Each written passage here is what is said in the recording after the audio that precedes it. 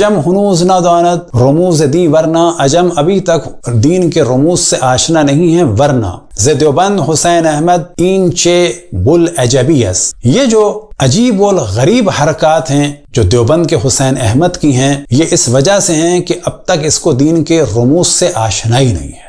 سرود بر سر ممبر کے ملت اس وطن اس، کہ ملت جو ہے وطن سے ہے، چہ بھی خبر ز مقام محمد عربی اس، یہ کتنا محمد عربی صلی اللہ علیہ وسلم کی معرفت سے دور ہے، بالکل خبر نہیں ہے رسول اللہ صلی اللہ علیہ وسلم کی اور ان کی تعلیمات۔ پھر فرماتے ہیں بے مصطفیٰ بے رسان خیش رو کے دین ہم اوس، کیا حسین احمد اپنے آپ کو رسول اللہ صلی اللہ علیہ وسلم تک پہنچاؤ کہ دین وہ ہیں، یعنی کانگریس نہیں ہے، نہرو نہیں ہے۔ اگر بے اون رسیدی تمام بو لہبی است، اور اگر تم ان تک نہیں پہنچے تو تم مسلمان نہیں ہو، تمہاری باتیں اسلامی نہیں ہیں، بلکہ کیا ہیں؟ ابو لہبی حرکتیں ہیں، یہ سب کچھ ابو لہبی نظریات ہیں۔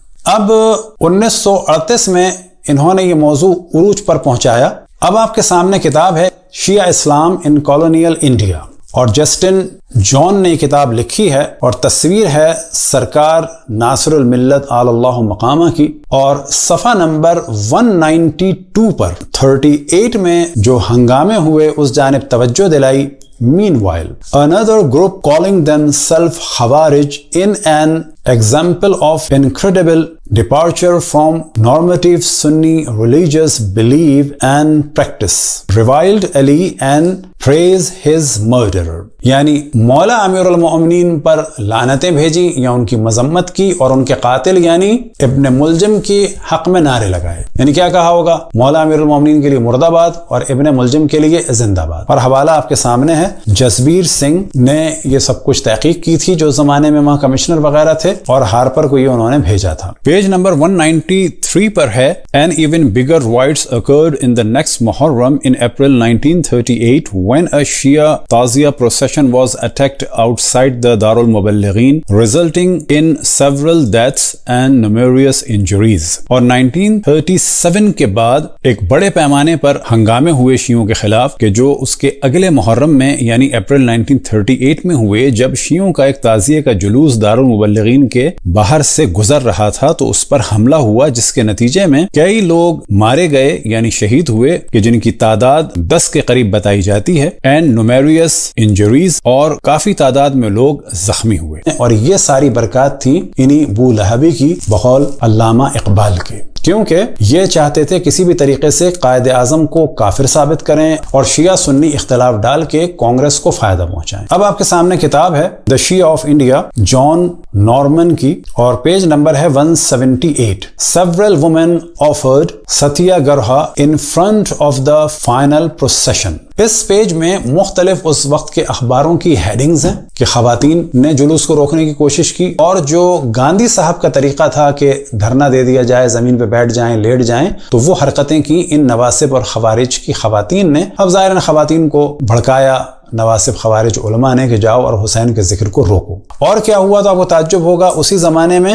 بام تھرون آن پروسیشن، حتیٰ جلوس پر بام پھینکا گیا۔ اور یہ خبر ہے کس کی؟ دا اسٹیٹمنٹ دہلی کی، فیبروری 21 1940۔ تو یہ جو بام پھینکا گیا 1940 کو پھینکا گیا، اور مسلسل یہ چیزیں چلتی چلی گئیں کہ جن کے بارے میں مولانا زاہد الراشدی صاحب پاکستان میں اس کو ڈسکس کر کے کیا کرنا چاہتے ہیں۔ اب اگر وہ اس کو نیگیٹو یوز کرنا چاہتے ہیں تو یہ ہمارا عقلاً اور شرعاً اور قانوناً اخلاقاً فیصلہ ہے کہ بتائیں کہ یہ کوئی تبرہ ایجیٹیشن نہیں تھا، یہ تبرہ تھا معاویہ پر اور دشمنان اہل بیت پر۔ اور اگر کسی نے کسی کی توہین کر بھی دی تو یہ در حقیقت جب امام حسین کے ذکر کو روکنے کے لیے حرکتیں کی گئیں تو کسی نادان نے ممکن ہے کسی اور بزرگ کو بھی کچھ کہہ دیا ہو، لیکن یہاں پر سوال کیا جائے گا ان لوگوں سے کہ اگر کسی کو سوتے ہوئے کو قرآن بھی تنگ کرنے کے لیے سنایا جائے تو ممکن ہے کوئی معاذ اللہ قرآن کی، اللہ سبحانہ و تعالیٰ کی بھی توہین کر دے۔ اب آپ کے سامنے اسی رپورٹ کا پیج نمبر 27 ہے، اور پیج نمبر 27 میں جج نے جو کمنٹ دیے ہیں وہ یہ دیے ہیں کہ بھائی جو کسی کو نہیں مانتا تو آپ اس کے راستے میں جا کے کیوں ذکر کر رہے ہیں؟ تو وہ کہتا ہے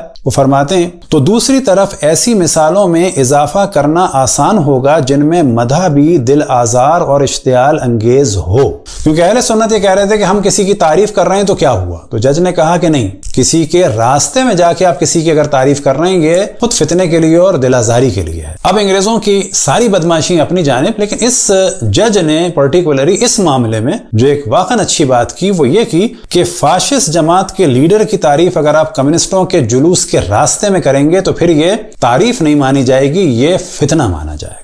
اب آپ کے سامنے ہے پیج نمبر 29۔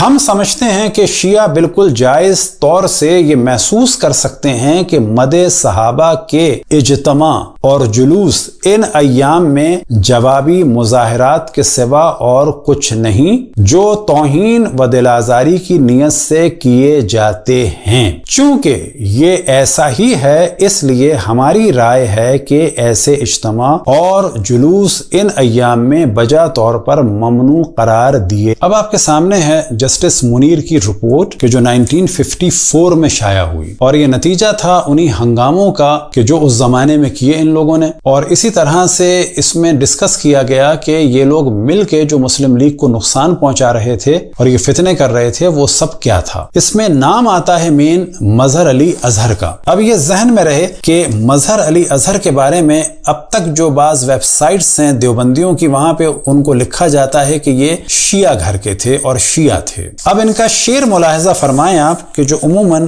ان تکفیریوں کی اور دہشت گردوں کی ویب سائٹ پر ملتا ہے ان کے نام سے، ولیوں کا سرتاج ہے معاویہ، چبھتا ہے رافضی کو نظام معاویہ۔ اگر اس شعر کے بعد مظہر علی اظہر شیعہ ہیں تو پھر سیٹنک ورسز کے بعد تو پھر کہنا پڑے گا کہ سلمان رشدی سنی ہے اور مرزا غلام احمد بھی سنی ہے۔ کسی جگہ ہوتا ہے اور جب اپنے نظریات کو بیان کرتا ہے تو پھر وہ نہیں رہتا۔ یہ اصل میں ایک مکس فیملی کے تھے۔ اب یا تو انہوں نے شیعت کو قبول ہی نہیں کیا تھا، باقی افراد نے قبول کر لیا تھا، یا یہ کہ چلیں جی ہو گئے نکل گئے، جیسے سلمان رشدی نکل گیا، مرزا غلام احمد نکل گئے، اور بہت سارے اہل سنت میں سے نکلے۔ عام طور پہ دعوی نبوت علماء اہل سنت ہی کرتے ہیں، تو کیا ان کو سنی کہا جائے گا؟ قائدیانیت بھی سنیت ہی سے نکلی ہے، تو کیا ان کو سنی کہا جائے گا؟ یہ جو مولانا ان کو لکھا گیا یہ مولانا نہیں تھے۔ البتہ شیعہ مولانا کم سے کم نہیں تھے، کیونکہ شاید یہ 2-3 سال کسی دیوبندی مدرسے میں پڑھے تھے اور ایک ناکام وکیل تھے، اور کمانے کے لیے انہوں نے یہ دھندا کیا تھا، اور لاہور سے یہ پہنچے تھے لکھنؤ کے ماحول کو خراب کرنے کے لیے، اور یہ ایک جماعت تھی احرار، اس کے سیکرٹری تھے۔ تو لاہور میں یہ کام